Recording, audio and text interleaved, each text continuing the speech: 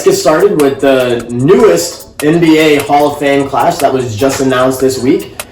We have Kobe Bryant, the late Kobe Bryant, Kevin Garnett, KG, and then Tim Duncan. Those three are headlining this year's NBA Hall of Fame class. So first off, just like, rest in peace, Kobe. I mean, we might have to say it every single episode just because so sad. One of the greatest to ever play. What an influence he had on the game. But we wanted to get in a little bit about some more underappreciated stars. One of the most underappreciated basketball players of all time, Tim Duncan. Obviously, he was such a great player, so many accomplishments. But yeah, doesn't get a whole lot of love. He's a quiet player, and so I didn't even know. I know that he's known as the greatest power forward of all time. But I didn't even know the extent of his career until I was watching First Take and Get Up, which are two of our biggest influences in doing this show. They put up a graphic and they put Tim Duncan's career right next to Kobe Bryant's career. And the two are virtually the same. Yeah. Tim Duncan actually edges Kobe Bryant in total NBA MVPs, finals MVPs. So a quick look at what he accomplished over the duration of his career is 5 championships, so he's got 5 rings. A 2-time NBA MVP, a 15-time All-Star. He was All-Defensive First Team 8 times as well. He has a title in 3 different decades, and correct me if I'm wrong, he's the only person to have a title in 3 different decades. Correct, The only player. Yeah, 99, and then he had like 4 in the 2000s, and then 1 in 2014. Okay, yeah. So 1, 3, and then 1. Right, so he had one with David Robinson in 1999. He obviously was dominant in the early 2000s, and then with Kawhi Leonard on the team, he kind of became the second fiddle, and they beat the Heat, the Miami Heat, and that was in the 2010s. Yeah, that was when Ray Allen went in the corner and made that crazy shot. That was when he banged that 3. Yeah, that was pretty sweet. I remember watching that game. Like, that was 2014. Something around there. Whenever LeBron was in there, and the Spurs were able to edge them one time. Also, he has a win percentage of 600 or better for 19 straight NBA seasons, and that's the longest run in NBA history. Yeah. Another graphic that I saw had him having a winning record against all of the Hall of Famers in his generation of basketball. So he had a winning record against Kobe, a winning record against the soon-to-be Hall of Famer Dirk Nowitzki. He had every single player that you can think of. LeBron. LeBron James. Everybody that he played against.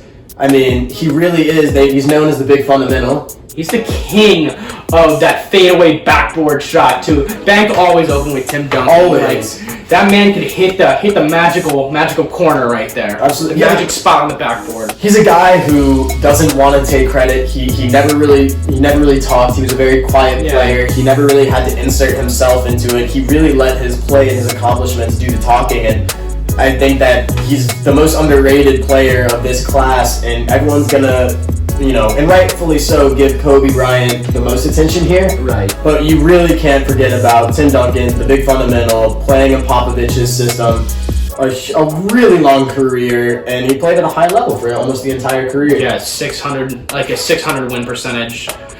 For 19 straight seasons, just absolutely insane. So yeah, no one else has done that. It was just a dynasty. I mean, you might not have seen him as like the biggest star ever in the NBA. He was never like considered the best player in the NBA during his time, but was always top 5 no matter until he was still dominant back until his like 19th season. Absolutely. I mean, he was dominant. So in my opinion, one of the people that compete with him for the best power forward of all time is Dirk Nowitzki. He's the same generation of player. And I think Tim Duncan, for most people's accounts, edged him out. But if you remember at the end of Dirk Nowitzki's career, I mean, he was incredibly inhibited by age. He was slow. He's already unathletic to begin with. And he really had a tough time playing. But, Tim Duncan was able to sustain a high level of play throughout the duration of his career, and he understood when it was time for him to take that second fiddle to Kawhi Leonard. Honestly, in that last championship, having Manu Ginobili and Tony Parker as well, he was really the third or fourth option on that team. Yeah, Manu was like 800 years old during that finals too. How old was he? Manu's younger than Tim Duncan. Is he really? He just looks like he's 1,000. He looks like he's 1,000. I remember him throwing down a lefty dunk in that finals against the Heat. I think they were back-to-back against the Heat, didn't they? They didn't win back-to-back, but they were in the finals back-to-back. One time they won, one time they lost. I think so. And then the Mavs beat them the first year. Right, the Mavs. That was just Dirk Nowitzki, absolute takeover. Yeah. I mean, he's unguardable. So. Unguardable, 7-footer with a shot. Yeah, and then his his shot literally hits the rafters. So yeah, you're not blocking. Talk about the rainbow. Yeah. So we wanted to show some love to Tim Duncan because he honestly deserves it and doesn't really get it from a lot of people. So. Yeah, just a quiet guy. I mean, went to Wake Forest to play college ball. 4 years. He was a 4-year starter at Wake Forest. Yeah, like Wake Forest, good basketball school, but not like your powerhouse. By any means, yeah, you just kind of quietly entered the draft, but like not quietly entered the draft because he was drafted number 1 overall in '97, and then 2 years later won the championship in '99. Right. But like, yeah, Wake Forest you wouldn't really suspect like to be like a super. I mean, it's not a super powerhouse basketball school. You'd expect a guy like him to be at like Duke or UNC or Virginia. Or I hate Virginia basketball, by the way. That's fair. It's the most boring type of basketball. And when you line up their careers, Kobe came out of high school, so Kobe, just straight to the league. Yeah, true. In '96 was he drafted?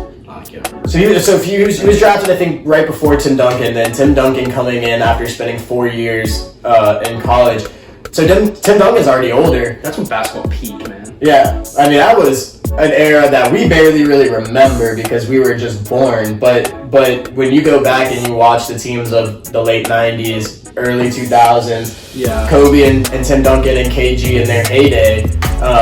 That's some intense basketball. That was a great era for basketball. We're just getting to the age of where we can probably enter the draft pretty soon too. So after all this coronavirus goes away, like I'm probably gonna have to start working out a little bit more, make sure my draft stock. Work on growing a little bit. Yeah, growing a little bit. I gotta work on my jumping because I can't touch the backboard. So, but it could help if with some like rebounding ability. It could help, and this will be your 4th year at the University of South Carolina. Not on the team. I'm gonna be the first. He's there, so 4 years. He spent 4 years there. I'm gonna be the first guy to make the NBA without playing high school or college ball.